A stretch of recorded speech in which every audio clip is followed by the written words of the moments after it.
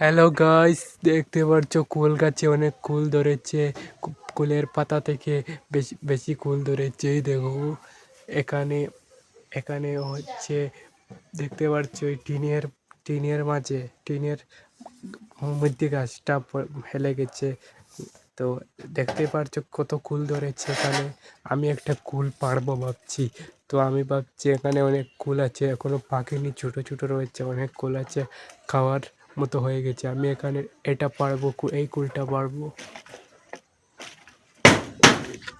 এই তো পড়ে গেছে, এই তো পড়ে গেছে।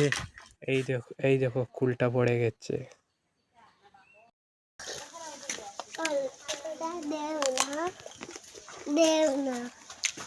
দেবনাথটা অনন্ত দেবনাথ।